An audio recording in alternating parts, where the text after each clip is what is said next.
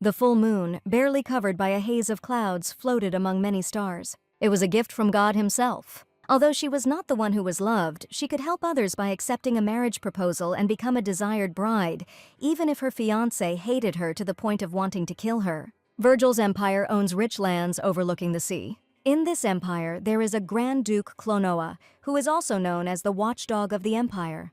He leads a family of great knights and magicians. They strike fear into the hearts of people. But when the head of the family turns 30, he goes crazy. And in the end, only death and destruction await him. But there is a way to remove the curse. All you need to do is marry God's chosen one. The news of this was brought by a special messenger accompanied by servants and knights. But in the library of the mansion, no one knew about their arrival yet. A completely different scene was taking place there, and the name Runia was heard. Pressing the girl against the wall, the young man noted that she had been there the whole time, and then asked if she was too old to play hide-and-seek. "Brother," said the girl. It was the Count's youngest daughter, Persephone. She was clutching the books to her chest. She asked if he needed anything. The eldest son of this family was named Nike. He looked at the girl with disdain and noticed that she was, as usual, emotionless. Roughly grabbing the girl by the chin, he declared that it was time to teach her how to seduce a man. He ordered her to obey him, to smile sweetly, so that the smile was not hypocritical. "Stop it," Runia thought doomedly. Even though they had different mothers, the older brother was constantly pestering his younger sister.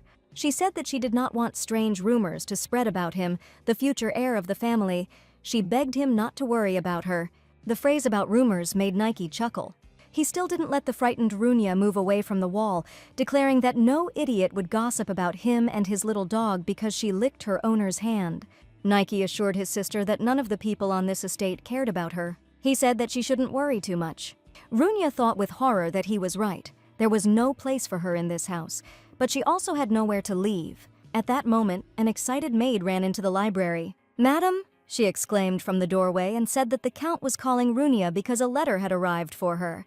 The Count and Countess were waiting for the girl downstairs. They announced that Runia should rejoice.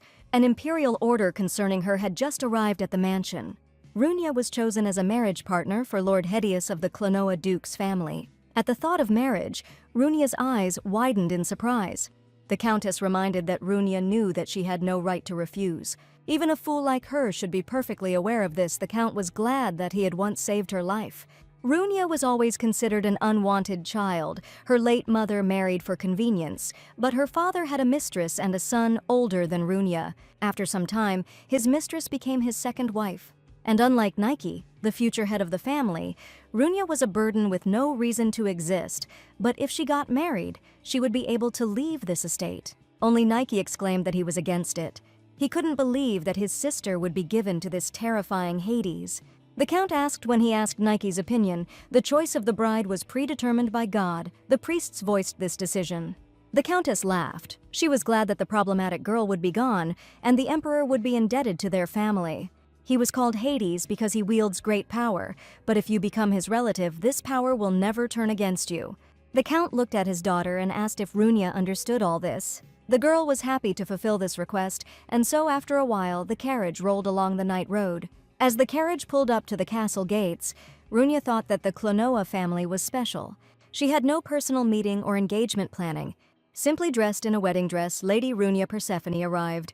It was a moonless night, and the only ones who greeted the guest were the servants of the estate. Runia thought it was like marrying the demon lord of the underworld, but she still thought everything was okay. It was better than staying in that estate with no future. Finally, she saw her future husband. He came up to apologize for inviting her so suddenly. "My name is Hedius Clenoa," he said, looking at Runia. The girl looked at the one they called Hades in confusion. Now this man was her husband. The girl bowed before him and said that her name was Runia Persephone and that she was ready to sacrifice her life to serve the Clenoa family. The girl was surprised that her husband turned out to be so handsome. She was prepared for him to look like the devil, but he only calmly repeated what she had said about being ready to sacrifice his life. "Runia, come here," said Hedius Clenoa and extended his hand to her. She couldn't even remember the last time someone had taken her hand. Runia thought that she was behaving like a gentleman. Her family had told her that they had not needed her for a long time, but now that she had become the wife of Mr. Hedius, the girl was going to try to be useful in this estate. Hedius led her to the place where the ring with the brightly sparkling stone was kept. He said that Runia didn't have to wear it, but if she only wore it in public, people wouldn't make a big fuss. Runia asked again what Hedius meant. Hedius closed his eyes and said he would speak directly. He had no intention of spending the night with Runia. The girl asked if this meant they would have a white marriage. That's right, Hedius answered, not looking at Runia. A white marriage was the name given to that type of union in which the spouses consciously renounce sexual relations, pursuing exclusively spiritual goals. But Mr. Hedius, Runia said, the Clenoa family excels in magic and swordsmanship, and it is said that they hold much of the Empire's military might in their hands. However, in exchange for great power, this family was cursed by a great magician. When the head of the family turns 30, he goes crazy and dies. There was only one way to be saved, and that was to spend the night with the bride chosen by God and conceive a child. Runia was surprised to hear that if she didn't like it, she could return to the Count's estate. She said that she would not return home. She was ready to ask to be allowed to stay. As you wish, Hedius answered coldly, but he had no intention of loving his wife. She should not count on it. Runia thought that if this continued, he would die, because she was the only one who could save him. But at the same time, he behaved as if he didn't care at all about it. It turned out that Runia couldn't help here either. Did she still have no right to exist? The runes have always spoken of its uselessness. Only now she knew that she was the only one who could break this curse. One day, Hedius saw flowers in a vase and asked where they came from. Runia replied in fear that she had brought it and asked for forgiveness for having done something selfish. No, Hedius answered, and then added that he had a guest coming today, so everything was fine. He turned to the window and said that he didn't care about such things. And then I noticed that the flowers were beautiful. Mr. Hedius had always been kind to Runia, even though they weren't real husband and wife, but she couldn't believe that he would be forced to die at the age of 30. She wanted to help him. Mr. Hedius was so incredibly stubborn. Runia heard the church officials say that he was patiently waiting for him to change his mind before he died, but it didn't seem like his mind would change. The end of the Clenoa family meant the destruction of the Empire, so a child was urgently needed. The runes said that this was her task. She was required to move on to her execution, and not just serve her husband tea. She was given a special potion that she had to add to the cup. Hedius drank this tea without even looking at her. Runia has long since gotten used to being unloved. She watched Hedius's sad eyes. Suddenly, he grabbed his chest, crumpling the collar of his shirt. Runia hurried to catch him. She still wanted to be useful to someone. She glanced at the table where the tray of tea she had brought today sat. Runia thought that she would be very happy if she could help Hedius. Then she can live on with the wonderful memories of this night they spent together. That night, 7 years ago, she ran away from the mansion because she was too scared when it was all over. Runia broke the white marriage agreement, even though it was the priest's order. It wouldn't be strange if he killed her anyway when he realized that someone had given him that potion. Runia couldn't stay there any longer. But Runia still didn't regret anything, even after years of a completely different life had passed. She was given 2 beautiful children who grew up, making her happy every day. She named them Helios and Uranus. They were her dear sun and sky. They became the meaning of her life. Helios said that the headmaid called her because of a certain guest. Runia suggested that it might be a tailor a gentleman had recently asked to have his coat mended. Uranus noticed that this gentleman did not look like a tailor at all. When they arrived at the house, Runia immediately recognized the dark figure. She looked at him and despair froze in her eyes. It was Hedius, whom she had not seen for quite some time. "I finally found you," he said, looking at her and his sons. "Mr. Hedius," Runia said, surprised to see him. The sons looked at Runia with no less surprise. They wanted to know who this noble and rich guest was, but Runia thought that it would be terrible if people found out that they were his children. She said that he was the duke of a neighboring country, and that they had known each other for a long time. "Could you please go back to the mansion?" Runia said. She needed to make sure the children didn't find out. Hedius watched the 3 very gloomily. Runia watched him with fear. Too much could be revealed with his appearance in their lives. She had reasons to hide everything, because on the night she spent with Mr. Hedius, she saw something. Then she ran away alone through the winter forest. She had only 1 bag of things with her. She tripped and fell to the ground, completely exhausted. Things fell out of the bag she took with her. Ah, Runia thought with surprise, noticing something. She picked up the ring that she had completely forgotten to leave at the estate. There was the Clenoa family crest, and looking at it, Runia fell into a vision. She saw the fair-haired boy decisively declare that he would never forgive his interlocutor and take up arms. "It's mutual!" exclaimed the second boy and also grabbed the sword. Their weapons and furious gazes crossed, striking out flames. Runia saw it as two boys fought over the Clenoa family crest. She was then completely alone in the cold forest. There was no one who could explain to her what was happening, whether it was just a vision or a dream. She did not know if it would happen. But when she was lucky enough to give birth to twins, she thought that it was not so strange to see prophetic dreams because of the blood of the Clenoa family, which has amazing magical powers. Therefore, Runia assumed that if these children ever got involved with the Clenoa family, they would hate each other. So she was going to hide the information about the birth of the twins. Now she stood in front of Hideous and confidently declared that she was glad that he was okay. She understood that if Mr. Hideous had not spent the night with her, he would have gone crazy by the age of 30 and destroyed the empire, so Runia was truly happy with everything she had managed to do. Hideous's gaze was not at all so benevolent. He came even closer to Runia and declared that she had done too much. The girl couldn't take her eyes off his gaze. She was scared. Hideous asked when he asked her to help him. Runia didn't understand. Shouldn't he be happy that he was able to survive? But as he hovered over the girl to ask why she had run away, Hideous's face was dark and distorted with anger. Runia saw that he was angry. She assumed that he was looking for her specifically to punish her for disobedience. She cried, looking around for a way to retreat. She was a selfish bride, a disgrace to the Duke who might even be killed. Hideous didn't let her escape now. Pinning her to the tree, he asked why she ran away from him. He demanded that she give him an answer immediately. Runia muttered, trying to find the words for the right answer. Finally, she said that she knew Hideous didn't want to spend the night with her. "What?" he exclaimed, still not letting the girl move away from the tree to which she was pressing her back. It is a well-known story in social circles that Mr. Hideous of the Clenoa family is a childhood friend of the princess, and they are on good terms. But the oracle chose Runia as his bride. This marriage was only meant to break the curse. Runia assumed that Hideous's heart most likely belonged to another woman, but that was fine with her too. She finally did something she could be proud of in her life, and Hideous was freed from the curse. Runia begged Hideous to forget about her, because now he could marry the princess. Hideous repeated with surprise what she had just said. Suddenly there was a clatter of feet and someone said, "Sir, here he is." It was Runia's sons who came running, shouting for him to let their mother go. The dark-haired boy pointed his gun at the stranger and shouted that he would kill everyone who was bullying her. Hideous and Runia turned to them. Runia called out to her sons. Suddenly, with a particularly loud cry, the boy rose into the air. He felt as if he was trapped in a sphere of air. He wanted to know what the stranger was doing. The second boy was screaming for Hideous to let his brother go. "Well, well," said another man who approached them. He noticed that, as expected from the head of the Clenoa family, Hideous was good not only at swordsmanship, but also at wielding magic. "Sir," the dark-haired boy cried, "he wanted someone to help his mother." Hideous picked up both boys in his arms. They tried to break free and beat him. No matter how hard Runia tried to explain that everything was not so, she was just a nanny for these children in the estate. She was very scared because her secret was about to be revealed. Hideous announced out loud that Runia was his wife, and so he had come to take her away. Runia was horrified to think that he could actually take her away. She didn't understand why he needed that. The last stranger to arrive observed this scene. Runia didn't understand why Mr. Hideous came here and wanted to take her away. Besides, she didn't want her children to be called Mr. Hideous's children.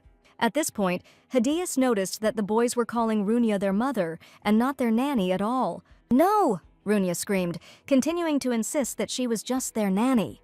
Hideous's eyes settled on her with great suspicion. He told her never to lie to him again. Runia was frightened by everything that was happening. She could only look at him silently. Finally, she looked down and said, and when Hideous asked if they really weren't his children, she confirmed it.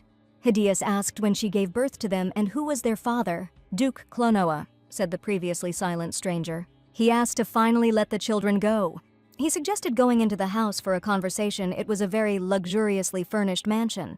The stranger was Adonis Cornelius, Duke of a neighboring country, and he said that the Duke of Clenoa's reputation had spread throughout the continent. He noted with surprise that Hideous wanted to find Runia. The girl stood nearby with an unhappy look. Adonis Cornelius said that she was given shelter in a monastery. Besides, she didn't want to talk about the origins of her children, so he didn't get into it either. Adonis Cornelius just wanted her and her children to live in peace. Hedaius listened to this story with a gloomy look. He said that as far as his father is concerned, everything is fine now. Only Runia was his wife and he intended to take her back home. Runia rushed to Hedaius and begged him to wait. She recalled that she had left home without permission and thought that they had long since divorced, since she had been married to the Duke of Clenoa for less than a year. She said that they couldn't even be called a couple. Hedaius grabbed the girl by the hand and asked if she was serious about what she was saying. Did she really think that they couldn't call each other husband and wife? Runia, who was also overcome with memories, did not know what to answer him. Adonis Cornelius said thoughtfully that it was true that the stability of the Virgil Empire relied on the military and magical power of the Clenoa family. Now that it has been decided that the princess will be handed over, the question of succession has arisen, and naturally the Clenoa family will be in the spotlight. Adonis remarked that it was not good to let his wife run away. Runia tried to understand from his words what he wanted to say about the princess. Adonis Cornelius explained that it had been decided that she would marry a prince of another country and would not inherit the imperial crown of the Virgil family. The rest of the royal family were younger cousins, and it was likely that the Clenoa family would be involved in national politics for some time. Runia thought that now Mr. Hedaius was not connected with the princess at all. That's why he decided to use Runia again, but remembering her vision, she was against it. She didn't want to involve her children in this. Runia asked Hedaius to leave her and marry someone again. Hedaius answered decisively that he was not going to divorce her. He would take her back to the castle. He also ordered Runia to tell her family that she had given birth to twins. In her home, there were endless squabbles over money. After the divorce, the girl will have no other choice, because the question of inheritance will arise, and then her brother will consider her children as his enemies. Runia asked in surprise if Mr. Hedaius was threatening her. He replied that he was talking about it to protect her. The Clenoa family was the most important family in the empire. To tarnish their name was to tarnish the empire, so Runia simply had no right to resist. Well, she replied, the children she had seen in her vision were teenagers, so she still had time. She suggested returning to the castle and talking about a peaceful divorce. Soon they were about to set off on their journey. Adonis Cornelius wished them good luck on their journey. He said that Runia could think of his estate as her home and feel free to return at any time. The boys looked at him with eyes full of tears. Adonis Cornelius asked Duke Clenoa for forgiveness for the wait. Hedaius didn't answer, he didn't even look at him. Then Adonis Cornelius came very close and reminded that 3 years ago it was Hedaius who ordered Runia to be protected. Now he wanted to know why he wanted her back right now. Adonis would like to know what Duke Clenoa is hiding. They traveled in 2 carriages. The road was long, so they traveled at night, among other things. Runia was sad and silent. The boys looked out the window with fear. Helios said sadly that he did not want to live in a house with a terrible person. Uranus answered him that everything was fine and that they could return to Mr. Cornelius later. The boys were distracted by the book. Uranus showed Helios a picture and told him that in the neighboring state there was a sea. As described in this book, he wanted to see it. Runia looked at her son in surprise. She asked him what book he was talking about. Uranus spoke about it with such enthusiasm. The boy showed the book. He had received it as a gift from Mr. Cornelius. It tells of a legend associated with twins. The text is written in an ancient language, which makes it incomprehensible to boys. However, the gentleman was able to read it for Uranus and Helios. Runia took the book in her hands, her heart filled with anxiety. The book was called The Heavenly Dragon and the Sun Sword, as it was written on its cover. Runia wondered if her sons were named Uranus and Helios. Could it be a coincidence? The book told about the existence of a world consisting of heaven and earth. Dragons lived in the sky while people lived on the earth. One day there appeared a man who became fascinated with dragons. He became a monarch and ruled the earth with their help. When his wife gave birth to twins, she died. Runia read this whole story with terrible forebodings. Sharing the power of the dragons, the twins soon began to clash and realized that they were the future rulers of the earth. What is this? Thought Runia, looking at the pages of the book. She couldn't think that everything written in it was just an accident. She looked at her sons and thought that all this concerned them. The Clenoa family has supernatural military and magical abilities, and here the same thing was repeated as in that prophetic dream where the twins collided with each other. When his wife gave birth to twins, she died. Was Runia destined to also pass away from life? Runia closed the book and thought that maybe she would die soon. Uranus laughed at this point and said that he liked it when the two of them defeated the dragon. He also liked the moment when a doctor from a neighboring country provided assistance to a sick mother. Runya thought that in the book there was no scene where they defeat the dragon together, and it was clearly stated that their mother died. It was unclear where the other plot development came from. Lord Adonis Cornelius told them a lie. The boys thought that this doctor from the story was a bit like the gentleman. He was kind and gave the twins books. Runya thought that all this was nothing more than a kind lie. "Mom," said Uranus. He was sure that if Mom had any difficulties, then the master would definitely help, so he wanted to return to the master as soon as possible. They arrived at Clenoa Castle at night, but it still amazed the boys. They looked with enchanted eyes at the magnificence of the setting, afraid to speak too loudly, amazed at the size of this mansion. Hideus said that they could use the eastern part of the house as they wished. It was the Clenoa family mansion. Runya had already forgotten what it was like. Nothing has changed here in 7 years. Together with the boys, Runya walked along the huge corridors of this castle. Banners and other symbols of the Clenoa clan could be found throughout the castle. Runya thought that if she had any relation to this family, then all the predictions would affect her fate too. And in that book, it was written that the mother died, and the twins were killing each other, so it was necessary to urgently leave this estate. With this thought, Runya came to the rooms occupied by Hideus. She asked his forgiveness for coming to him so late. Tomorrow she planned to go to a neighboring state, so she suggested talking about dissolving their marriage. Looking into Hideus' eyes was not so easy for Runya. The girl thought that she shouldn't have entered this locked room. She remembered too well what had happened between them then, that night when she had given him the potion. Memories came flooding back to her all at once, overwhelming her mind. "Runya," said Hideus, moving closer to her. She thought that she had looked at this man in a similar way that day, and now she couldn't quite find the words to finally start an important conversation. He suggested going out for a short while into the fresh air, away from this room. When they went down to the garden, Hideus said that there were things that he had not even told his servants about. There was no guarantee that someone from the mansion would not find out about it. Runya didn't understand at all what he was talking about now. Hideus explained that he was now a warrior and the prime minister of this country, and could support the crown prince in his quest to become the next emperor. But the situation was not so simple. He would inherit the throne and become emperor. Hideus said that Runya was now not only the duke's wife, but also the empress of this land. It was a surprise that struck Runya. Now Mr. Hideus would become the emperor and she would become the empress. "Oh!" cried the girl, and asked Hideus to wait a minute. Some time ago, she learned that the princess was going to marry a man from a neighboring state, and now her own husband will become the heir to the throne. Hideus said that people probably still believe that the Clenoa family supports the imperial house. However, the emperor announced his decision to Hideus personally. He called him to his throne and said that he wanted Duke Clenoa to inherit the throne. The appointment of a young heir will only lead to the possibility of intervention by other countries. It is well known that the stability of the state is strengthened by the military power of the Clenoa dynasty. Only the Duke of Clenoa will be able to control important aspects of national policy. Hideus listened to the emperor's words with a doomed look, but he said that it was precisely because of all these reasons that he simply had to become the next emperor. It was his desire and the aspiration of the people. Runya realized that this was the main reason why Duke Clenoa wanted her to return to him.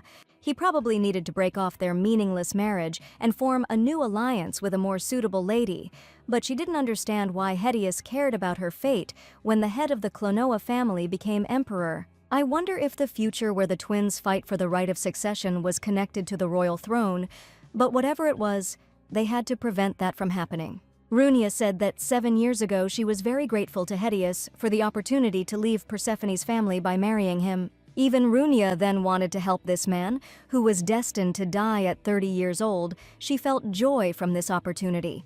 But now she had children to protect, so she could no longer stay in that house. Runya could not be the wife of His Majesty the Emperor. Hideus looked at her, and his gaze was inexpressibly sad. Runya asked that he not regard her as his wife, regardless of whether he became emperor. Hideus said that he was nominated to be the next emperor. Getting rid of the curse of the Clenoa family was a great achievement. Runya was the one who solved this problem. Hideus asked why the girl was so categorical in rejecting it. Runya looked sadly into Hideus's eyes. They married him at the behest of the church oracle and not of their own free will. Runya turned away and said that Hideus had survived the curse, which meant that she had already played her part. Hideus tried to call out to her, but the girl turned away from him. She said that, among other things, they were not his children. Runia said that she did not have the necessary qualities to be the emperor's wife because she had had an affair with another man. Is that true? Hideus asked again, but Runia turned away and tried to avoid this conversation.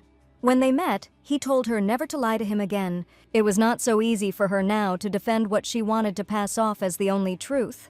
So she said that it was exactly like that, but she couldn't look at Hideus when she said these words. Runia asked if she could now return to the mansion. Hideus reached out to touch her hair. He never quite got around to doing it, but he let the girl go. He watched Runia as she walked through the moonlit garden towards the house. "Runia," he called out to her suddenly.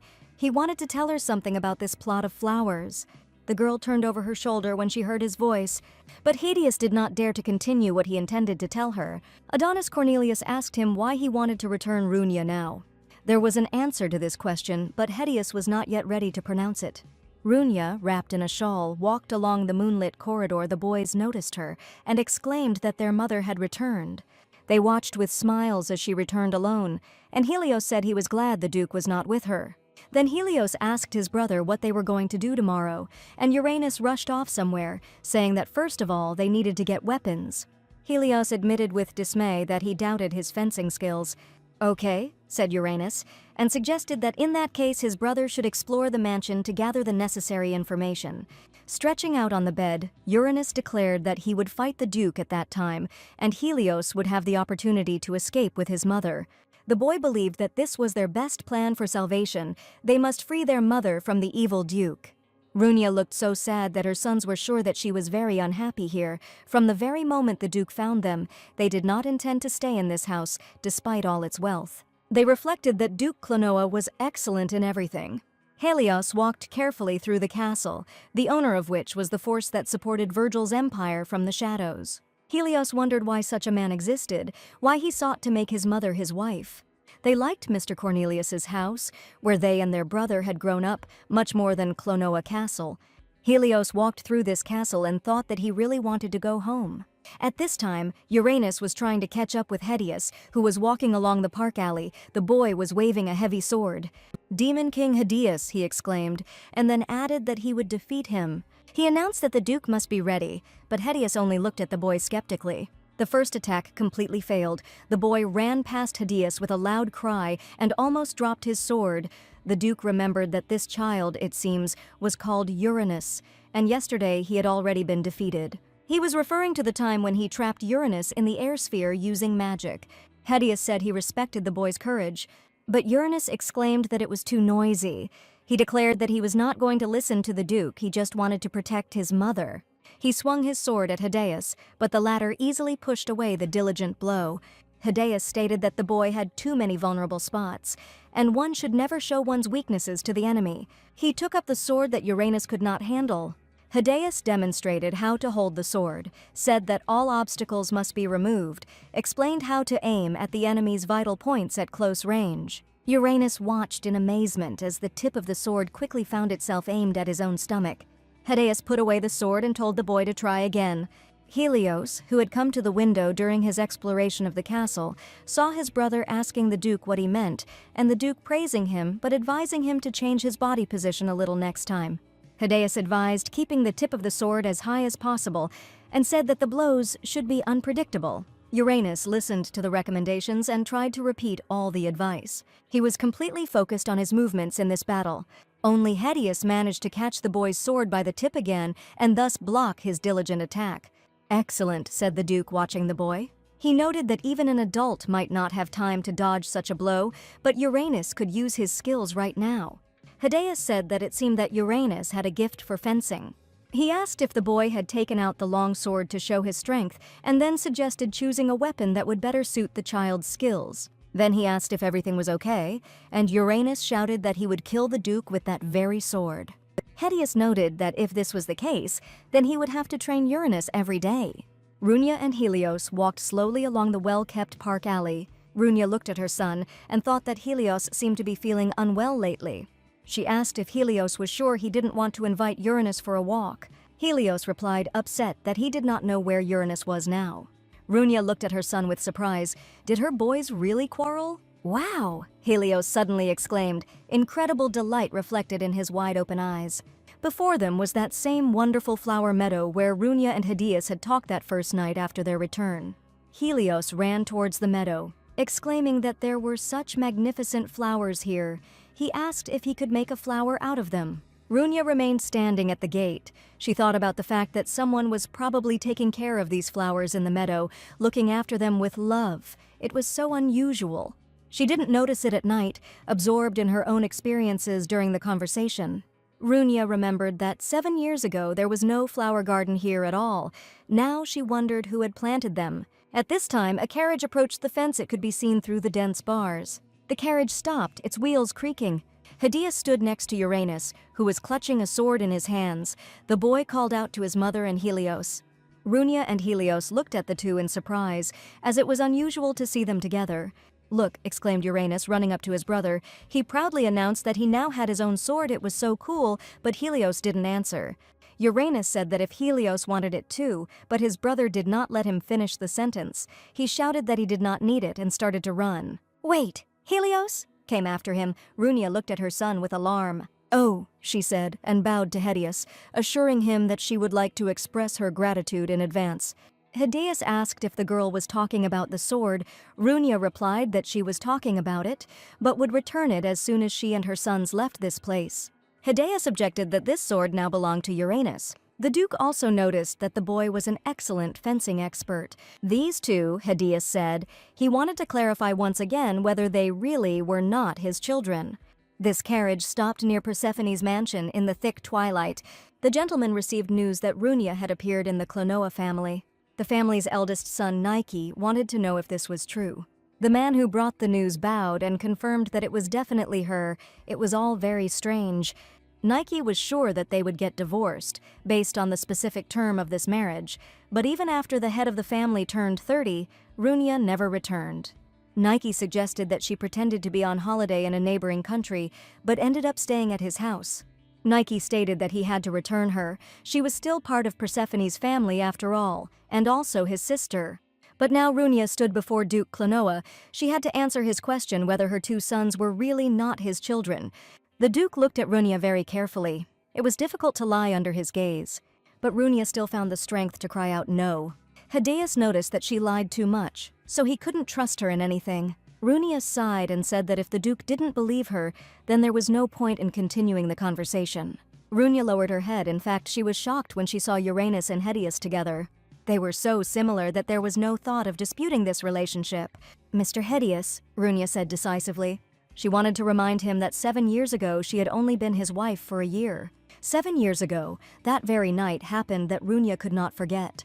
She said that her job as a bride was to end Hideus's curse, and she successfully did so. The girl tried to leave, but the Duke grabbed her hand, trying to hold her back. He wanted her to prove to him that these children were not his. Runia answered whether Mr. Hideus in turn could prove that he was the father of these children. This proposal came as a surprise to the Duke. Runia's hand slipped from Hideus's hand. She said that if he could not prove his paternity, then she was asking him to divorce her anyway. She said that she and the children were not going to stay here for long, and with these words, Runia headed away. She walked quickly, her skirts rustling from her rapid steps. Runia thought about the flower garden behind the house from yesterday. She was never able to find out whose it was, but now she could find out from Mr. Hideus. He asked if she had been there. Runia turned around when she heard his words. The park not only had alleys and picturesque plants, but also a gazebo with graceful arches in its depths. Helios sat by the fence near the gazebo and thought that Uranus was a deceiver because he had made friends with the unkind Duke, although at first he had promised to help their mother. Tears welled up in Helios's eyes as he thought about wanting to go home. Suddenly, someone approached the fence and grabbed one of its bars. "Hey, kid," said the stranger. He wanted to clarify something. Helios jumped up and stared in amazement at the stranger behind the fence. He did not expect to meet anyone here. The stranger assumed that the boy was the son of one of the maids. He wanted to know if there was a woman named Runia in the castle. "Ah," said Helios, moving a little away from the fence, and asked the stranger again what he was talking about. The stranger said he thought Runia was here. He wanted to know if she was going out for a walk this evening, if she had a set time to go out into the garden, but Helios still didn't understand anything. The stranger remarked that he was sorry that such a duke had captured Runia. He called her poor thing. He asked out loud what would happen to her if things continued like this. At this time in the castle, Uranus was looking for his brother everywhere. He even asked Runia if Helios had come to see her. He came to his mother's bedroom, already dressed in his sleepwear. Uranus said it was time to sleep, but Helios still hadn't appeared in his room. It looks like he has a watch, so he probably knows what time it is. Runia was scared. She couldn't believe that Helios could disappear somewhere. It was already a dark night. The sky was strewn with many stars. Helios ran through the park, thinking about everything that had happened that day. The man behind the fence called his mother a poor thing, and he wondered what would happen to her if things continued like this. Helios, in desperation, thought that he had to act. He simply had no other choice. He decided that he needed to get into the carriage and head to Mr. Cornelius. In one of the books, Helios once read that watches can be used instead of money. Helios had a watch, a gift given to him by Lord Cornelius, but for the sake of his mother, the boy would be able to sacrifice it. He ran, too immersed in his thoughts, and did not notice how he stumbled on a dangerous section. Helios only realized what was happening when he had already started to fall. It was a deep hole into which he fell for quite a long time. The boy had time to think that under such circumstances he would simply die. He didn't know what to do.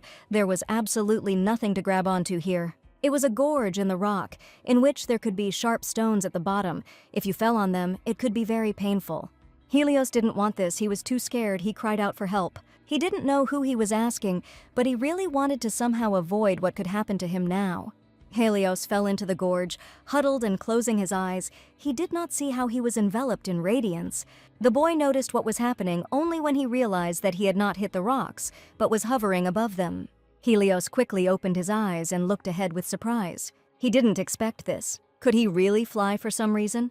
At that moment, the boy heard someone shout that he was here. The Duke leaned over the pit and said that he would now lift Helios, but he had to remain still. The magic surrounded the boy with a shining, transparent bubble. Duke Clenoa pulled this shining bubble and pulled Helios out of the ravine. The boy could not believe that this evil man helped him. A frightened Runia ran up to them, loudly calling her son's name. When the Duke put Helios down on the ground, Runia said that she was very glad that everything was okay with him. It was just incredible luck. There were tears in Runia's eyes. She couldn't believe that everything was already okay. The Duke looked at her and assured her that everything was fine now.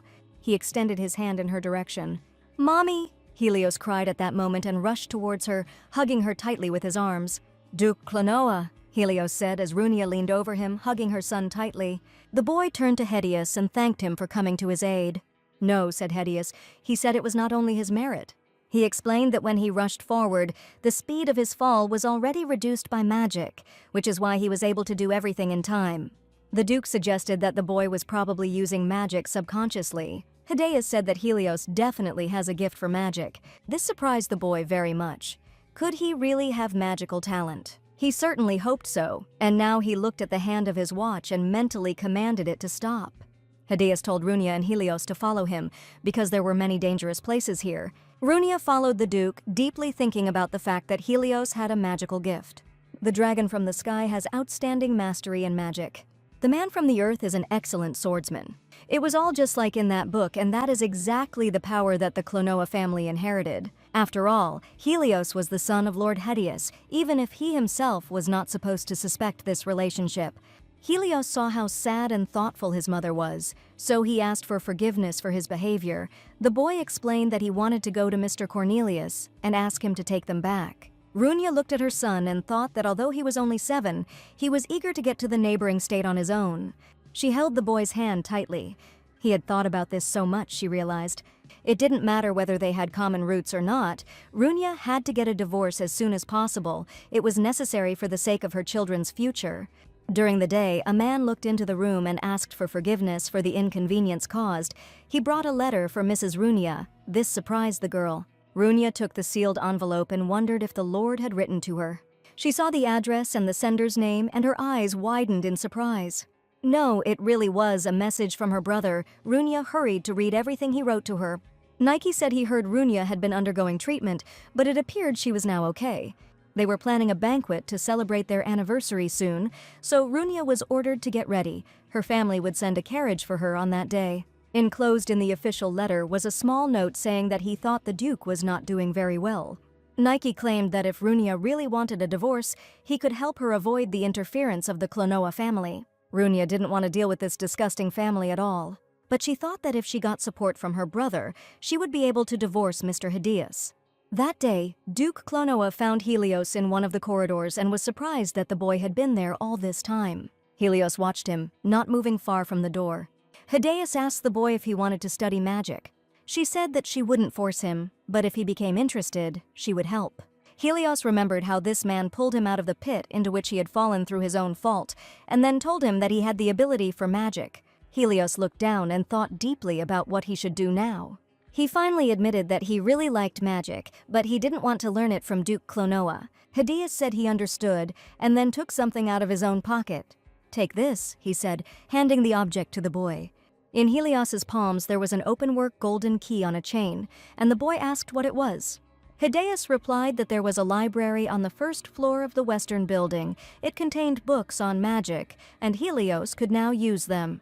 Helios looked at the Duke in confusion and hugged the key. The letter from Nike said that there would be an anniversary banquet soon, so Runia should prepare for that. Nike also sent her a pink dress to wear to the event. Runia looked at the gifts from her brother with surprise. This dress and accessories resembled those worn by 10-year-old girls. Runia thought that even though she had been married for a long time, her family still didn't know about her children. It seemed like they were convinced that she would always be a child. She walked down the corridor, wondering what she should do now. Discussing the divorce with Mr. Hideous was a separate issue, and perhaps she would be able to convince him if she got support from her brother. But she didn't want to see Nike at all. Runia was distracted from her thoughts by someone's loud sigh. She suddenly saw Helios, who was sitting on the floor, and there were many books lying around. She asked if he needed help. The boy hesitated. He sat, hugging one of these books. Runia was surprised to hear that these books were from the Duke's library, and also that Hideous had given her permission to borrow them. Runia sat down next to her son, who assured her that he was not friends with the Duke at all, but that Uranus was constantly training with the sword, so he felt lonely. Runia asked if he liked books. "Yes," Helios answered, lowering his head. Runia thought that when she was little, she often came to the library. She really liked the books, but that was not all. In the environment that developed in her home, libraries simply became a refuge for the girl. Her brother was shouting loudly, looking for her all over the house. He took out his anger on the servants and the furnishings. At this time, little Runia was hiding with a book in the far corner and hoping that she would not be found. Nike asked if she was there. He wanted her to cry. He was always getting into trouble on the street and wanted to vent his anger. Runia waited quietly in her secluded corner for him to leave. Then, when she was no longer worried about being discovered, the girl returned to the book. She read the descriptions of the beautiful flowers that were in this book. She thought with a smile that she would like to see them in real life. Only that time Nike found her, he snuck up on her and told her that you can't ignore people when they call you. He was constantly breaking things that Runia liked and torturing her, and no one tried to protect her. She was a toy for her brother. He always used her, but now it seemed to her that the time had come when everything could change. Runia decided that if Nike was ready to cooperate, she would use him. She told Hideous about the festival in Persephone's territory. Runia explained that it seemed like someone had noticed her here and told her brother, which is why he wanted to meet her after the treatment. "I see," Hideous said. He remembered that when Runia got married, her brother congratulated her. If you think about it, he hasn't received a gift yet in honor of the baby's birth. It will be ready by the end of the week, so Hideous asked Runia to take it with her. The girl asked again in surprise, since she had no idea that her brother had gotten married, and Hideous told her that it had happened about 3 years ago. It was so surprising for Runia to learn that her brother was married and had a child. She became curious if he had changed at all. Runia thought about children, including her own. "There you are, Hideous!" shouted Uranus, running into the room. The boy held his training sword in his hand. He said that he was looking for Hideous because he promised to train him every day. Runia wanted to pull the boy back so that he would not bother the Duke. But Hideous told her that everything was fine. He was going to take care of these children. "I see," the girl replied, looking closely at how the two were holding each other close. The current situation that was developing for them was quite acceptable for Uranus and Helios. They lived without denying themselves anything, and they studied the sciences that they liked. But Runia understood how it would all end if they remained in this position. Hideous said that when Runia lived in this mansion, she was never able to return to her parents. He was worried because he heard that they weren't on the best terms, so he asked her to be careful. Runya thought that she had lied in order to leave this house and meet her brother and get his advice. Yes, the girl told Hedius and asked him not to worry. Time flew by so quickly that Runya didn't have time to notice how it was slipping away. On the appointed morning, a carriage was brought to the castle gates. The carriage was provided by Persephone's family, which brought such nostalgia to Runya's heart. Hedius asked how many days Runya was going to stay with them.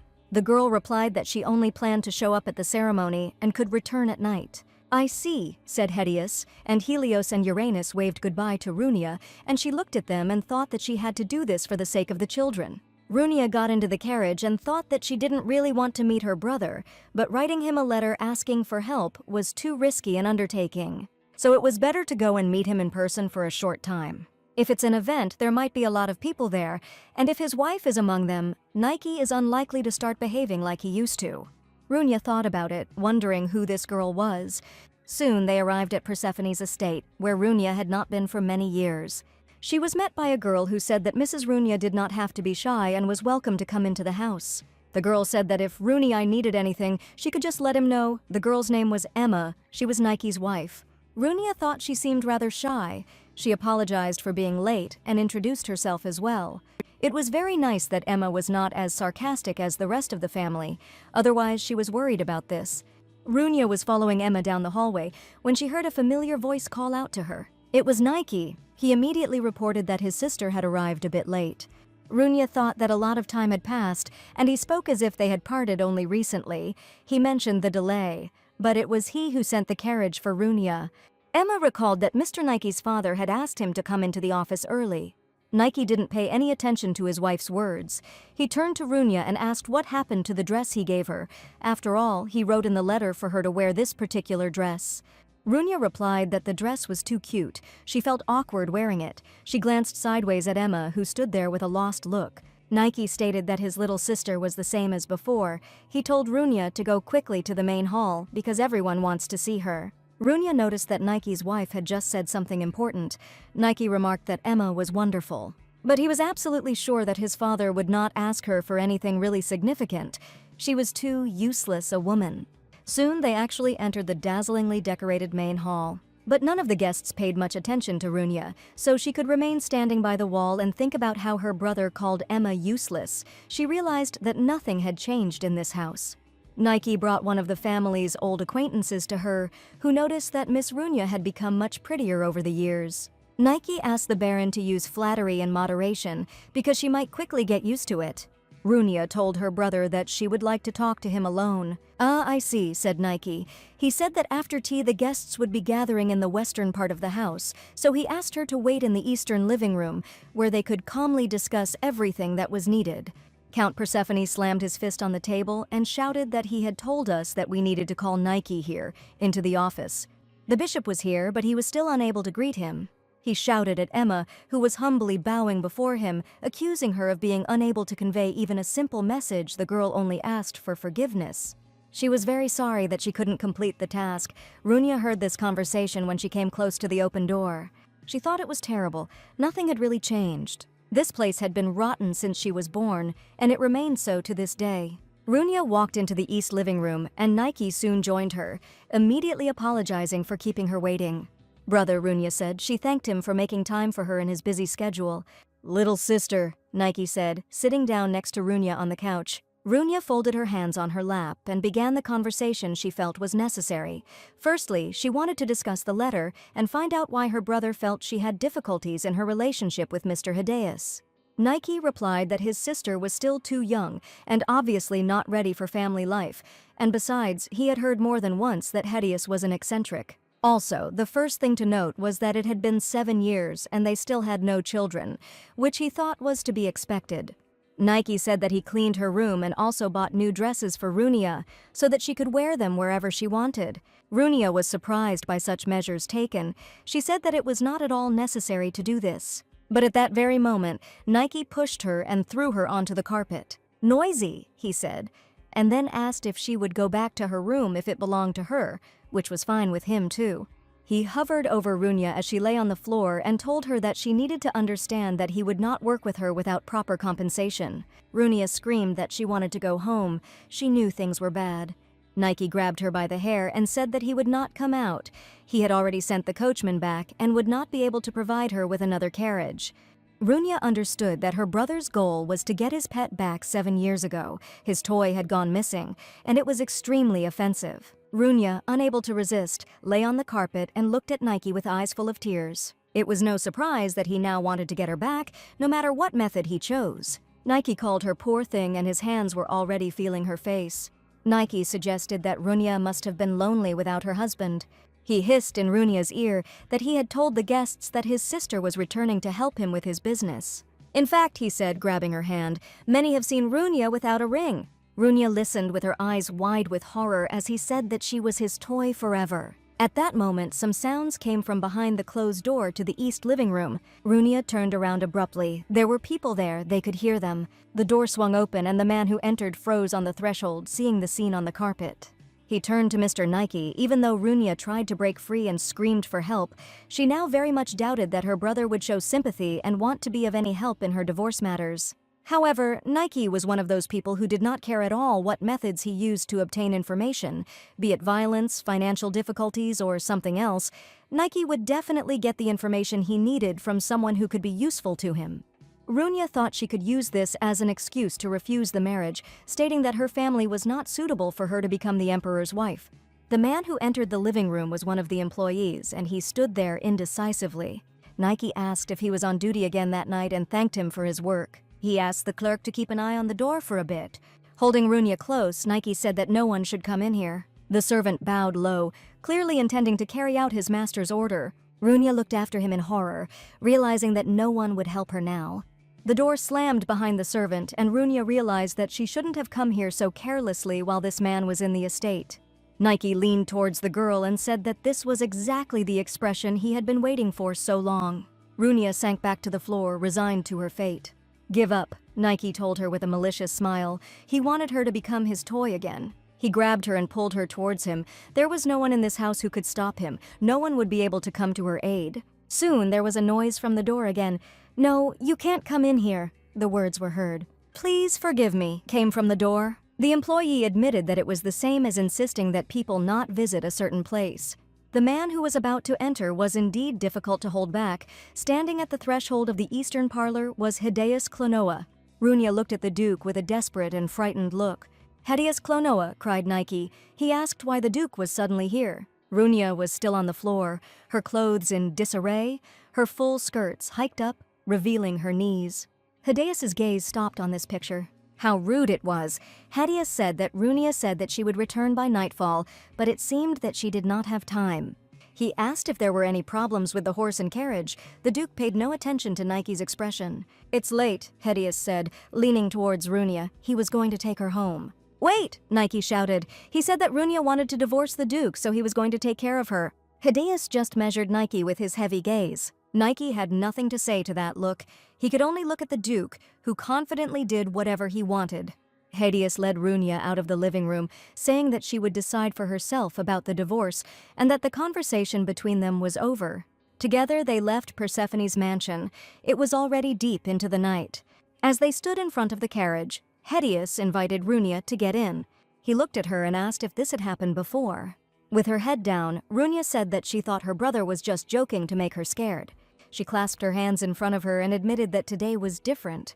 Runia's eyes filled with tears, and she asked Hideous for forgiveness for everything that had happened. Runia was sobbing and wiping away her tears, and Hideous stood opposite and looked at her. He thought about how he dreamed of her becoming his wife. He asked if she was in as much pain as she was today. Runia suddenly asked again, still wiping her wet eyes. "Nothing," said Hideous, turning back to the carriage. Soon their carriage headed along the lantern-lit street towards Clenoa Castle. At this time, Nike took out his anger on the furniture, he swore and threw objects on the floor, he screamed that everything went wrong. Emma, who had to endure her husband's intemperate temperament, had to dodge whatever Nike threw at her. "This woman," Emma muttered, bowing very low. She stood among the shards of the vase and scattered broken flowers, thinking that it would be good if that woman were not nearby. The sun's rays played brightly on the domes of Clenoa Castle. Runia was sitting on the couch. A book was lying next to her. Helios and Uranus ran up to her and asked when she had returned. Uranus whispered in Runia's ear that if she had left in a carriage, she should have taken refuge in a neighboring state. "We can handle it," the boy said confidently. He was going to defeat Helios and immediately go after Runia. Runia looked at her children and realized that she had been very foolish to think before that her brother would help her leave this place. She was deceived and abused by Nike again. And it so happened that it was Mr. Helios, from whom she was looking for a way to escape, who came to her aid in a difficult moment. Now the girl was worried that he probably thought she was a fool, capable only of big words. Besides, she simply couldn't believe that she had burst into tears in front of him. She didn't have a handkerchief and she was wiping her eyes with her hands. Then Mr. Helios handed her his handkerchief. He said that if Runia ever wanted to visit her parents again, she should take the carriage that belonged to the Clenoa family, and he also said that if she was scared, he could always accompany her on such a visit. Helios turned out to be incredibly caring, and now Runia didn't know what to do about it. She looked out the window and couldn't think of what to do to make this man forget her. She looked at the dark figure of Helios, who was now standing on the alley in front of the castle. Suddenly, he turned around as if he felt that someone was watching him. Runia looked at him and thought that she didn't want to hurt him at all. Suddenly, Helios looked at something in the distance that clearly caught his attention. Runia tried to see through the window what exactly was happening. A carriage stopped near the fence. It seemed to be the carriage of the Persephone family. Runia was amazed to think that it might be her brother who had arrived.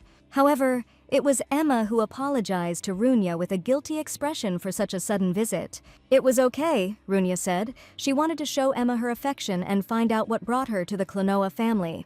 Emma hesitantly admitted that she had come because she needed to discuss something important with Runia. Runia was a little surprised that this woman needed to discuss something with her. Emma looked down and said that, frankly, the situation in this house left much to be desired. They stood opposite each other, and Emma repeated that she could only tell Mrs. Runia about this. The girls went into the room where they were served tea. Emma asked Runia what she should do if she kept getting humiliated. She wanted to know if it was because she wasn't good enough. Mrs. Emma, Runia said, looking at Nike's wife, she understood perfectly well that all this was not her fault. That estate has always been like that. They just strive to surpass others, mercilessly belittling those who seem weaker to them. Emma, with her head down, said that she was thinking now about that evening when Runia came to their house. Then Emma showed Runia her weak side because she couldn't get her husband to talk to her. Mrs. Runia turned her attention to Emma. She pointed out to her brother that his wife had just said something important. Now Emma was crying. She said she was happy. Runia looked at her in surprise. Emma said that she felt that Runia was very kind. "Mrs. Emma," she said, covering her guest's hand with her own. She said that she was very sorry, but she did not want to see her brother at all anymore. However, Runia understood the feelings of this tearful girl very well and told her about it. Runia felt very sorry for this poor thing. These people simply found a replacement for her. Emma said that her mother-in-law constantly scolded her for her daughter, but she did not have a single friend with whom she could discuss issues of raising children. "Ah," Emma said. She said that she was very sorry, but Runia assured that everything was fine. She asked the guest to calm down and said that in fact, she was interested in such things and often read literature on this topic. Runia assured that Emma could share with her everything that was bothering her because she understood how difficult it was to experience violence every day in this environment.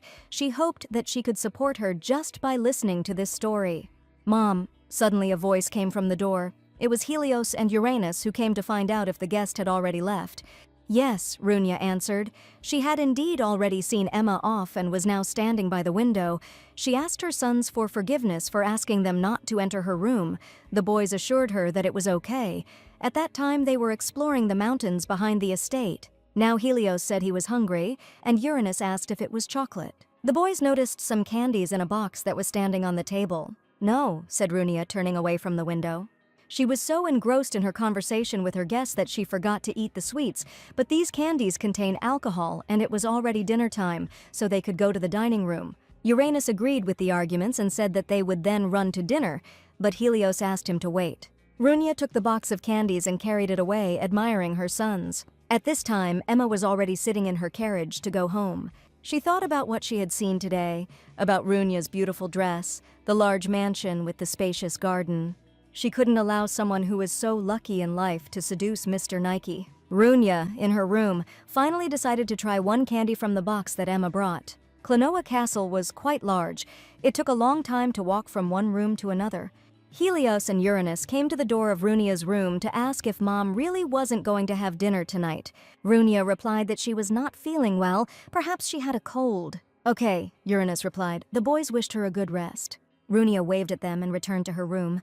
She really felt unwell, she was cold. Her hands and feet were very cold, and it suddenly became very difficult for her to move. Runia froze, experiencing frightening sensations in her own body. She didn't understand what exactly was happening to her. Her heart was burning as if it was engulfed in tongues of flame. She felt both cold and hot at the same time. It was truly frightening. Runia felt her head spinning and her vision darkening. "Mom?" she heard through the darkness approaching from all sides. Uranus came to her and brought some fruits for Runia to try. "Mom!" the boy exclaimed, freezing on the threshold with a plate in his hands. Runia lay unconscious on the floor. She no longer heard the words of her son, who asked what was wrong with her. "Hey, Mom," Uranus repeated, trying to wake her up. Soon everyone knew about what had happened, and a doctor was called, whom Helios now asked whether the cause of Runia's illness had been established. The doctor replied that this was not an ordinary disease at all, and he could not say for sure. However, these were symptoms of poisoning, and he also had suspicions that it was some kind of poison that used magical properties. "Magic poison," repeated Helios, looking at the doctor. He bowed and said that they needed to hurry. Unfortunately, with such poisonings, there was not much time to find treatment. The doctor left, and Helios remained pacing the room. "Helios, where are you going?" asked Uranus. Helios asked if Runia had only one guest yesterday. When the boy did not answer, the Duke repeated his question. He wanted to know whether Runia had met with only one guest yesterday or not. Uranus looked at the Duke with fear and confirmed this. Helios announced that he was leaving. Uranus looked at his back with fear. "Helios," the boy said at last. He asked the Duke to help his mother. Runia still hadn't come to her senses, and Helios spent all his time near her bed. Helios went to Persephone's estate, but was not greeted very warmly there and was told to leave. Nike, crossing his arms over his chest, asked what he was doing at Persephone's estate. He stated that he did not want to see his face. Helios wanted to know who Nike's wife was. Nike asked what Duke Clenoa wanted from Emma.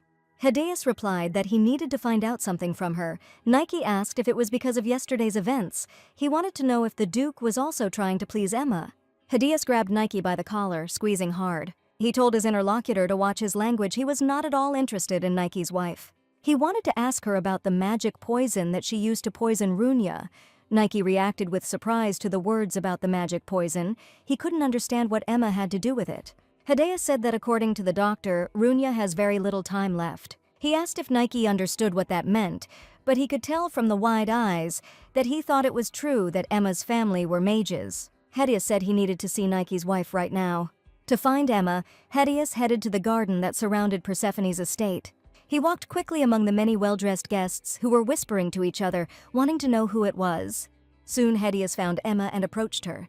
Helios immediately asked if she had used magical poison. Not only Emma, but also the other ladies looked at the Duke in confusion. He asked Emma to explain to him how to neutralize the poison. The girl looked at him with a puzzled look and asked what he meant. Helios had not at all intended to receive exactly this answer. He yelled at Emma to tell him everything right now. All the guests in this garden looked at him with fear. Emma replied with a slight smile that she did not understand what the Duke was talking about. Deep down, she wondered if all the Duke's efforts were already useless, because she had used a spell that could lead to death within 24 hours. Helios repeated his question. He wanted to know if Emma had used magical poison. In order to save Runia, he had only one day, 24 hours. Emma cast a new moon curse on the chocolate. The moon is magnificent, scorching on the outside and completely icy on the inside. As soon as this delicate balance is disturbed, a person simply freezes and dies. The only way to cope was to collect the power of the moonlight into the nectar of a white flower and force him to drink it. "Sorry," Emma said, and declared that she did not have enough magical power to perform such a feat. Helios looked at this girl with a fixed gaze. Nike simply swung and hit his own wife in the face in front of everyone. "What the hell have you done?" Nike screamed in rage. He couldn't allow someone like Emma to harm one of Persephone's family. "It's all for you," Emma cried, pressing her palm to the cheek where the slap had landed. Nike towered over his wife, asking in furious amazement why he was the cause, and Emma replied that after she gave birth to a daughter, her mother-in-law ordered her to give birth to a boy. However, Mr. Nike does not want a second child, Emma said. Mr. Nike wanted Runia to give birth to a boy, but she is eager to return to this house again, especially since she must fulfill her role. The ladies in the garden began to whisper how this man could want a child from Lady Runia, since the two were brother and sister. Emma looked at her husband with horror and a fixed gaze. She did not understand. Wasn't this woman trying to use Mr. Nike to take over the house by giving birth to an heir? Emma wanted to say that this was why Runia did something, but she didn't have time to finish because the man took a step and stood in front of her. It was Duke Clenoa. He said that Runia was his wife, and he would not allow her to set foot on the threshold of this damned estate again. He said that, in addition to the unacceptable vulgar behavior towards her in recent days, this was something he could not forgive. Hideous Clenoa said that even her brother would have to stay away from Runia. The women in the garden began to discuss that Nike wanted to force Mrs. Runia into a relationship with him. It was too vulgar. Nike looked around, realizing that public opinion about him was being formed right now. "Don't look at me like that," he said, assuring them that everything they had just heard was a lie. When Hideous returned to the castle, he was met by Helios and Uranus at the threshold of Runia's bedroom. He approached the bed. Runia still hadn't come to her senses. He asked the boys how she was. They explained that she was feeling bad. Her hands were getting colder and colder, and they couldn't warm them up anymore. Hideous took Runia's hand in his and squeezed it. She was completely icy, which meant he had almost no time. "It's all because of the chocolate," said the Duke, sitting down next to Runia's bed. He asked the boys if they could tell exactly when she ate it. Uranus thought for a moment and replied that before dinner he saw an open box of chocolates. It was full. Hideous thought this meant she had eaten poison before dinner. "These 24 hours have already passed." Helios, who was holding his mother's hand, exclaimed that her hands had become a little warmer. They thought Hideous was amazing. Now they had hope for healing Runia. But the Duke explained to the boys that he was only transmitting magical energy to slow down the poison's action a little. It was impossible to stop it completely. They still had 4 or 5 hours left, and now Hideous knew that an antidote existed. He couldn't believe that the poison had progressed to such a degree. To cure it, he had to collect the nectar of white flowers and put the power of moonlight into it. It was the highest magic. Hideous simply needed another mage, because he himself could not let go of Runia's hand right now. The boys looked at him with fear. The decision was not easy for the Duke, but he saw the only way out for them all. "Helios, you will do it," he said at last. The boy was stunned by such a task for himself. Hideous explained that they only had one mage besides himself, and he would definitely help Runia. He assured the child that he would definitely succeed. Uranus squeezed his brother's hand in a reassuring gesture. Helios turned and looked at him. Uranus said that he would help him. He smiled and said that together they would definitely cope with this important task. Helios looked very closely into his brother's eyes, inspired by his self-confidence. They had to save Mom. It took all your soul to collect nectar from white flowers. It was high-level magic, but there was no way to give up now. Helios had to do it. All hope was only on this boy, and now he ran towards the meadow with flowers. He didn't know if he could handle it or what would happen if he failed. "Helios," he heard his brother's loud call. Uranus pointed out to him the edge of the meadow from which he would begin to collect nectar, and he asked Helios to help him. Helios replied that he understood everything. He simply had no other choice but to do it. It was necessary to take the flower by the stem, press gently, and tilt it slightly. Uranus gradually collected nectar into a small bottle. The boy couldn't help but sigh in disappointment as he looked at the result. Everything he collected from the 10 flowers was at the very bottom of the bottle and did not even cover it. "It's hard," said Helios, also looking at the collected nectar. However, the boys had to hurry, so they continued this work. The bottle needed to be filled quickly in order to use the magic. Sighed Uranus and looked at the sky in despair. The moon, whose light was necessary for magic, disappeared behind the clouds. Without moonlight, they simply won't be able to create a cure. At this time, Runia opened her eyes with difficulty in her room. Duke Clenoa sat on the edge of her bed and asked if she was awake. He leaned towards the woman to hear her quiet voice. "Hideous," she said with difficulty. He squeezed her hand and said that he knew it was painful, but that an antidote would be prepared soon, and she only had to endure a little longer. "Runia," the Duke called out to her, seeing that her eyes were closing again. She whispered that in the end it was her destiny to die after all, just as the legend said. Hideous asked what legend she was talking about.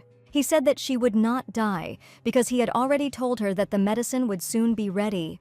Hedius assured that he would not let Runia leave. After all, this is precisely the reason why he did what he did 7 years ago. Runia squeezed his hand weakly and said that when she died, she wanted her children to be safe. She believed that they should not stay in this house. She asked that the boys be kept away from the Clenoa family. Hedius couldn't understand what she was talking about, but Runia no longer answered him. At this time, the boys continued to prepare medicine for her. They needed the moon to shine into the small bottle and remain in it forever. Helios said the right words and raised the bottle, but unfortunately nothing changed. Uranus noticed that they had managed to collect enough nectar in a small vessel, but the moon was still hidden behind the clouds. Helios asked what he should do. Was it really impossible to use the medicine after all? The boy looked at the sky with hope and asked the moon to come out and hurry, but nothing changed. Then he closed his eyes to see the moonlight as it filled his heart. He thought about how he wished the light was in a small bottle, but he didn't see how Uranus shielded himself from the emerging radiance with a cry. "What?" cried Uranus, seeing what his brother was doing. Helios was surrounded by light, and the small bottle seemed to float above his palms. Hedius told Helios to use his magic to trap the moonlight in a tiny vessel. Now everything should work out, Helios thought and squeezed his hand on the bottle. And if it works, the starry sky will appear inside the bottle. Together with Uranus, they looked at the result. The bottle was indeed now filled with starlight, which meant that they had succeeded. The boys quickly ran back to Runia's bedroom, and Helios shouted to Hedius that he had done everything. The Duke, sitting on the edge of the bed, turned around. Everything happened quite quickly. Helios explained that in reality the moon was hidden behind clouds, so it was impossible to collect real moonlight. Uranus handed the Duke a bottle with the prepared potion. Helios explained that he had managed to recreate the moonlight. To do this, the boy used a memory in his head. Hedius was surprised to hear that Helios did this simply by remembering the moon. The Duke turned to the boys to express his astonishment at what had happened. He had never known before that it was possible to recreate moonlight using memories. This boy had incredible magical powers. The Duke looked at Runia, who had fallen into oblivion again. She had to take the medicine as soon as possible. "Mama medicine!" cried Uranus, looking at her with wide eyes. The Duke brought the bottle to the woman's lips and tried to pour it into her mouth. Runia coughed, and the medicine spilled past, not reaching where it should. A drop of the product even ended up on her chest. The Duke realized that she could not drink, and therefore there would be no change. Uranus still watched Hedius's actions with fear. Helios also looked sad and clenched his fists. The boys saw some of the precious potions spilled, so they decided to make more. Uranus thought that this was the right idea. He shouted to Hedius that they would make the medicine again, and the boys ran away. The candle burning on the table melted more than half. Hedius picked up Runia in his arms. He saw that the woman no longer had the strength to remain conscious, but that would happen later, he believed. Even if it was not done in the usual way, he was confident that the preparation of the medicine was successful.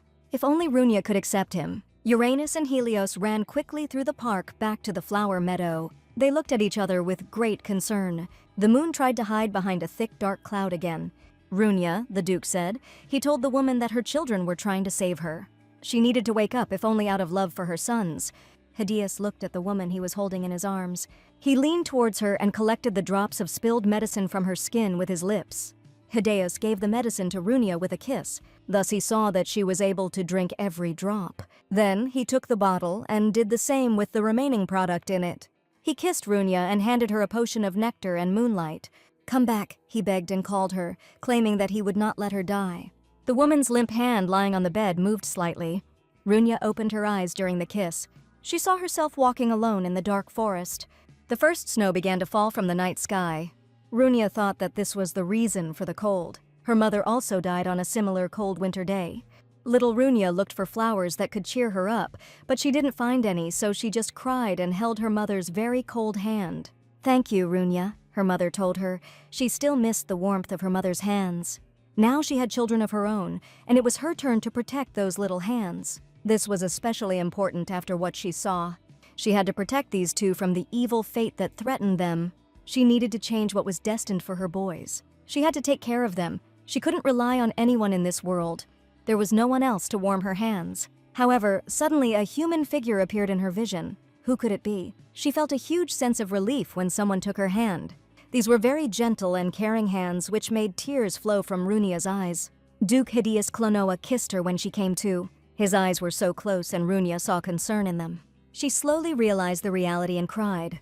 "Hideus," the woman said, feeling him supporting her by the shoulders. The Duke looked only at her, without taking his eyes off her.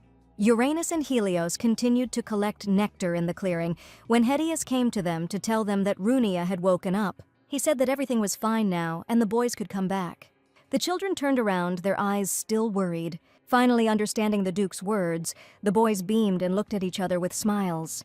They ran back to the house as fast as they could. "Mom, are you awake?" they shouted from the doorway. The boys ran up to the bed where Runia was lying, and she called them by name. Helios said with a happy smile that even though Runia had spilled the medicine, it still worked. Perhaps it was because of Hideus, Uranus said, laughing. After all, the Duke had been sending magic to their mother all this time, and the boy took Runia by the hand and suggested that his brother do the same. Runia looked at them, but her eyes closed again from weakness. She looked at Mr. Hideus's hand. "Mom," her sons called out. Hideus explained that she was exhausted, but would recover if she slept and rested properly. "Okay," the boys said happily. Runia was very happy to be back with them, and Hideus sent both children to sleep in their rooms. He closed the door behind them, but he remained in Runia's bedroom and asked her for forgiveness. Runia was lying on the bed and seemed to be already asleep. Hideus said that because there was no other way to make her take the medicine, he touched Runia without permission. He was sure her brother had made her feel awkward, especially considering what had happened the other day. Unexpectedly, Runia finally opened her eyes again. She wanted to talk about that kiss with Hideus. She said that she didn't find him disgusting at all. After all, Hideus and her brother were completely different. The Duke turned and walked back to the bed. He looked at the sleeping Runia, completely unable to understand why she was rejecting him so strongly if she didn't find him disgusting. He would like the woman to give him an answer when she wakes up tomorrow. The sun was shining brightly during the day, and Runia looked out the window, thinking about how nice the weather was. "Mama!" cried Uranus, finding her near that window. "Hurry up!" he said, and called her to go to Hideus's room. Uranus thought that Runia should visit him, as he had collapsed from exhaustion. The Duke used too much magic to save Runia. Now Runia and Uranus came to his bedroom, where Helios was already. Hideus sat in bed, but explained to Helios how to use magic. He told the boy not to look at his hands, but to try to feel the wind and light outside. It wasn't that difficult to imagine and feel the sunny day outside the window. Helios closed his eyes to do this, and Hideus said that magical power is not something you create yourself, but the ability to borrow and use native energy. The flower that Helios was conjuring suddenly rose up and soared in the air. "It worked," the boy said happily, and Uranus added that his brother was incredible. Hideus noted that Helios seemed to be able to do whatever he wanted. His concentration and control were very good. Runia watched this whole scene with alarm. "I see," said Helios, still looking at the flower in his hands. He handed the flower to the surprised Hideus. Helios wanted to give him this flower as a token of gratitude. "See you then," he exclaimed and ran out of the room. Helios paused only at the threshold to thank Hideus for helping his mother. Runia noted that Galos's attitude towards Hideus had changed greatly. Meanwhile, Uranus informed the Duke that he had brought some fruit and asked him what he liked best. He pointed to the basket and said that if Hideus liked apples, he would ask his mother to peel them. Hideus replied that he liked grapes better. Uranus was delighted and said that he also loved grapes the most. Runia looked at them and thought that she didn't even know about grapes. She didn't know anything about him because she ran away that night. Uranus asked if Hideus would recover by tomorrow. He said that after all, training with a sword is hard. "Yes," said Hideus, and asked for forgiveness, because he had promised the boy, so now he asked if there was anything he would like as an apology. He offered to tell Uranus if he needed something other than the sword. Uranus looked at Hideus and said that he wanted to see the sea. Runia was surprised that her son had such a desire. There was no sea in the neighboring country, but Virgil's sea was beautiful. Runia heard with alarm how Uranus said that Hideus must definitely take him with him to see the sea. The Duke had no objection to such a request. He said that he would give the boy grapes so that he could share them with Helios, and Uranus was delighted. He took one bunch of grapes, said what Hideus had promised about the sea, said goodbye, and left. The Duke threw off the blanket and began to rise from the bed. Runia rushed to him to ask if he could get up. Hideus replied that everything was fine, he was already feeling better. He said it was quite embarrassing to faint after using a little magic power. "Thank you very much," Runia said, and he took her hand. Hideus wanted to continue yesterday's conversation. Runia thought with horror about what they could have talked about yesterday. Hideus wanted to know why she and the children couldn't stay in this estate. If Runia had a reason, he wanted to finally hear it. Runia tried to pull away, but the Duke held her hands tightly. He recalled that the woman had said last night that she didn't mind kissing him, and now he wanted to know if those words were true. Runia countered that she had said nothing of the sort. Hedius suggested that she did not remember, but Runia insisted that she had simply not said such a thing. Hedius insisted that she had said so. Then Runia exclaimed that he should not believe someone who always deceived. Hedius touched her hair and said he agreed. He looked at her and said that he believed that what she said yesterday was not a lie. And last night Runia said she didn't mind. She said that she didn't mind kissing Hedius. Now he asked if these words were true. Runia nevertheless stepped away from him and repeated that he should not take seriously what she said then. "I understand," said Hedius. "It just helped him. Now he won't forget it." Runia looked closely at the Duke. She thought that he was afraid to touch her, but now he felt less guilty for some reason. Hedius stated that she told him something else important. She asked to take care of her children, but they were not to remain in this house. Runia remembered asking for this, but now Hedius wanted him to explain the reason. Runia looked away. She didn't know what to answer him. The Duke then suggested that it was because the Clenoa family was cursed. Runia looked at him with excitement. Of course, the curse has existed since ancient times. The head of the Clenoa family, who has no children, goes mad and dies when he turns 30. Initially, fencing skills and magic drew strength from human nature. Naturally, the body is not able to bear this over time.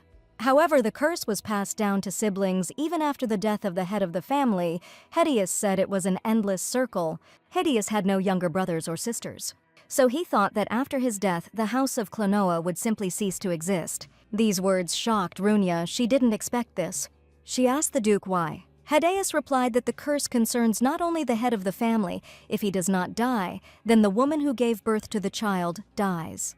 If Hedius's father had married a second time, he would have had a brother or sister, and at first glance it looked like there was no problem. All surviving heads of the Clenoa family sacrificed their wives, but if the mother passed the curse on to her child, she could survive.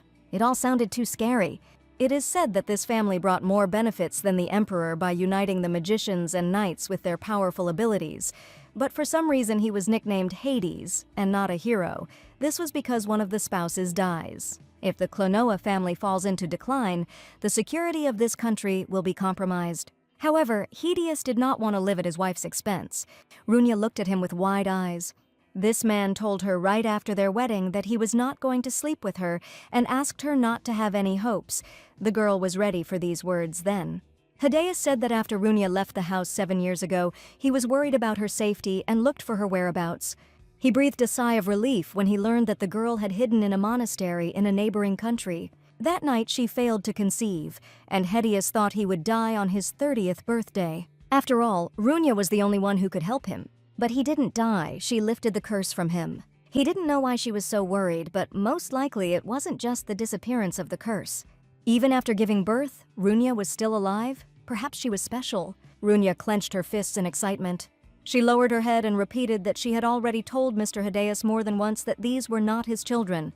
That may be so, Hedius said, but in any case it was an unprecedented and strange phenomenon. Hedius said that if Runia is afraid of something, then now it is his turn to help her. He is ready to protect her. Runia thought that Lord Hedius felt responsible for using a human to lift the curse.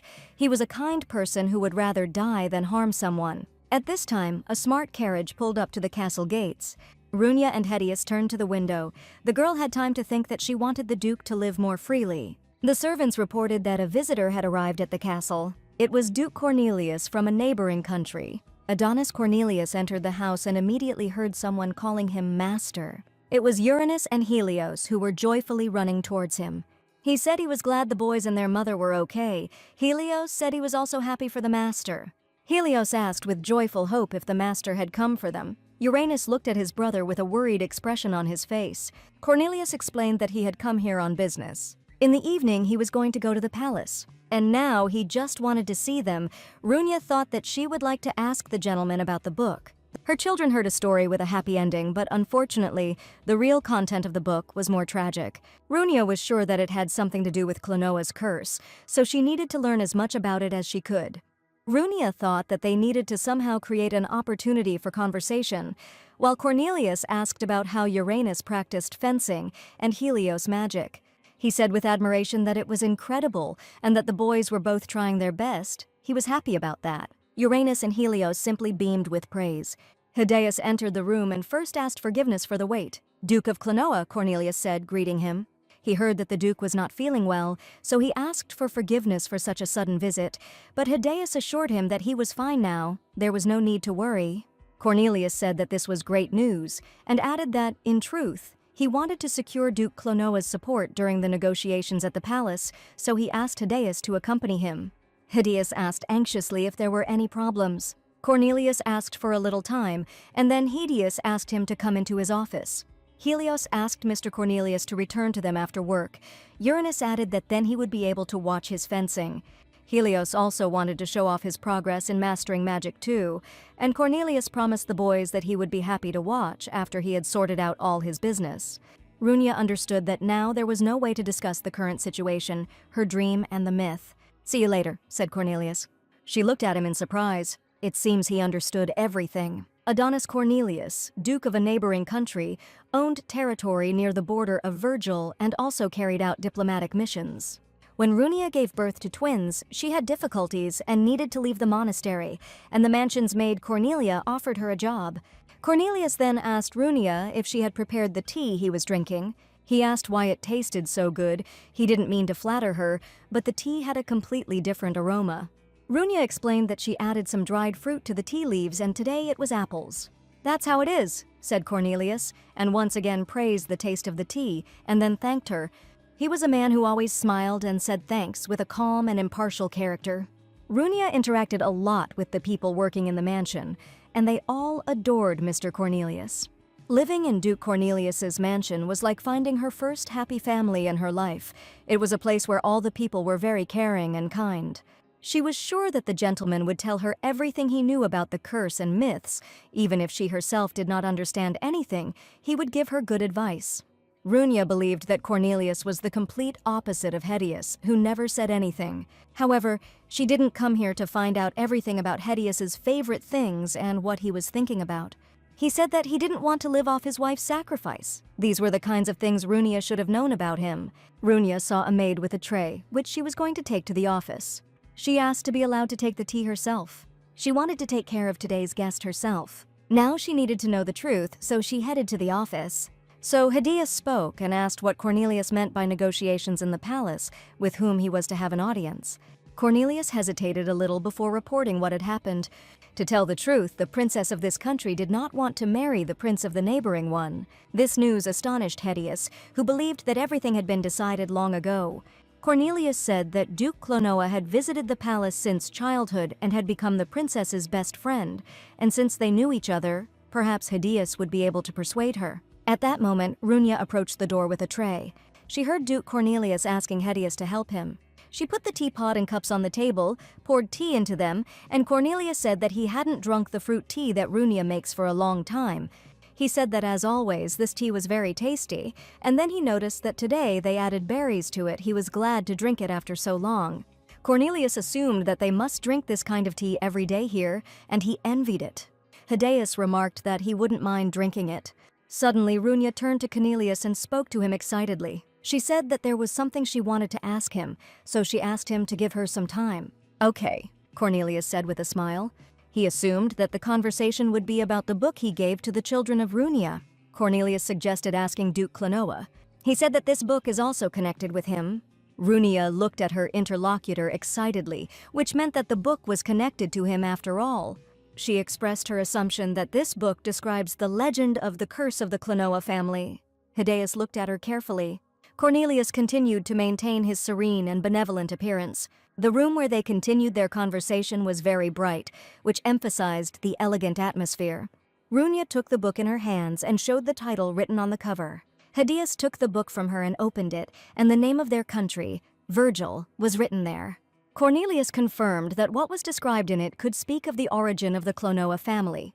People live on Earth, and dragons live in heaven. Fascinated by dragons, one man became king of the earth, and when his wife died, something terrible happened. The twins began a fierce struggle for the throne. In the end, only one of them remained alive and began to control the land. After the battle, only he remained. Hearing these words, Runia sadly lowered her head. Cornelius noted that legends are created to convey wisdom and culture. He believed that there were also lessons to be learned from this story, such as that a country is more stable when power is not divided between different rulers and a strong man sits on the throne. Cornelius suggested taking something like this out of the text, since it was just a legend. Perhaps the curse did not exist, but he himself did not think so. Hideus said that in truth, members of his family were dying mysteriously, and there was no doubt about that. In his family, there is a story that by the age of 30, the head of the family who has no children goes crazy and dies if there is a child. Then the wife of the head of the family dies. Hideus heard for the first time that it was the fate of the twins to fight among themselves. Yes, Runia said desperately. And then she asked the smiling Adonis why the master had chosen this book for her sons. In fact, once the daughter of the Cornelia family married a member of the Clenoa family and gave birth to a child, this book was among the things sent to her parents' estate after her death. The book fell into Adonis's hands after all this. As a child, he found this book and her mother's diary and then read it. It described her life over the course of 10 years. All she wrote about was the sadness of losing her daughter. This left a deep impression on Cornelius's heart, and he was sad that all this was happening again. Runia, Duke of Clenoa, he said, and said it was a miracle that they were both alive. He thanked them for allowing him to witness a miracle in his generation. It was really valuable to him. At sunset, the carriage headed away from Clenoa Castle. Runia stood at the gate and watched. Words of gratitude from Mr. Cornelius always warmed her heart and gave her strength. He told her that he had been researching something regarding the curse itself, and he would be happy to help her, so he offered to talk about it again when he returned from the palace. Runia was sure that everything would work out for them. If the Duke had found out the truth about the twins' curse, he would have certainly divorced her. That's why, Runia thought sadly. She headed towards the house, but at that moment someone else arrived. Runia had not seen this carriage before, and now she did not know who had visited the estate. "Hey," shouted the woman who had arrived in this carriage. She ordered Hideus to be called here. Runia turned around in surprise, looking at the stranger. "Call Hideus here quickly," said the woman, and told her to tell him that Princess Corliss wants to see him.